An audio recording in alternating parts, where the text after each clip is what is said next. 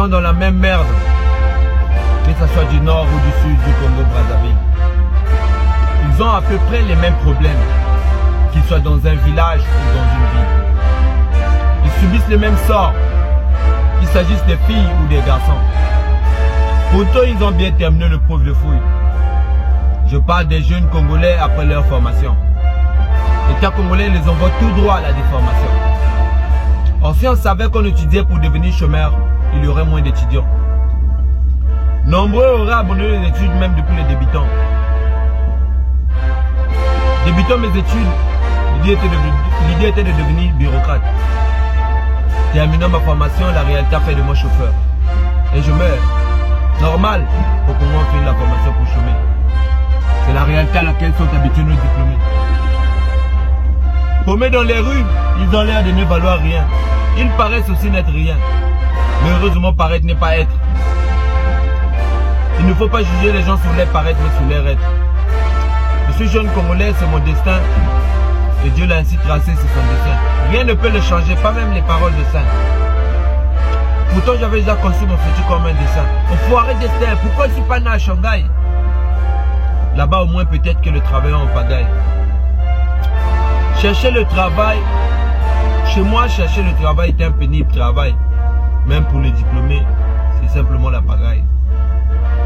Notre mal à part, c'est le chômage. Et à la peur, on a su rendu hommage. Dans cette affaire, parler devient un crime, il faut garder la voix. On nous dit qu'on travaillera, il faut garder la foi. Mais l'État congolais veut nous voir nous terre. Il se rejoint même de nous voir à terre. Mais maintenant, il sera difficile de nous faire taire. Ce qu'on a appris nous a donné des airs. Comment voulez-vous qu'on se taise lorsqu'on a beaucoup à dire? Notre sort est triste, vous ne le trouvez pas dur? On a passé beaucoup de temps pour chercher le travail. Aujourd'hui, on devait chercher par le travail.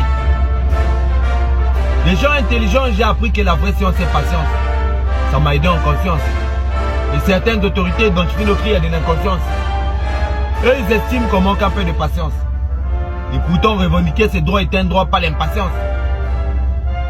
Mettre toujours nos dossiers dans les tiroirs, c'est pas l'amour, c'est l'insouciance. Et si revendiquer nos droits, c'est de l'inconscience, nous avons donc besoin d'une consciente conscience pour conscientiser nos consciences à nos supposées inconscientes. Le Congo d'aujourd'hui a dépendu de vous. Pour le nier, il faut être fou. Celui de demain dépend de nous. Ça aussi, pour le nier, il faut être fou. Alors, cessez de faire des économies sur notre avenir. Nous sommes assez mièches pour gérer nous-mêmes nos jours à venir. Comment voudriez-vous qu'on retourne vivre chez les parents? Avec eux, on ne se voyait plus qu'une fois par an. Où trouver donc la force, mais surtout le courage d'attendre encore une assiette? Où trouver le lit ou le fauteuil pour faire la sieste? Comment fermer les yeux sur les regards de voisins et leurs moqueries? Qui ne le disent pas, mais je sais qu'ils sont moqueries. Je suis jeune Congolais, c'est mon destin. Et Dieu l'a ainsi tracé sur son dessin. Rien ne peut le changer, pas même les paroles des saints. Et pourtant, j'avais déjà conçu mon futur comme un dessin. Enfoiré destin! Pourquoi je ne suis pas né à Shanghai? Là-bas, au moins, peut-être que le travail en pagaille.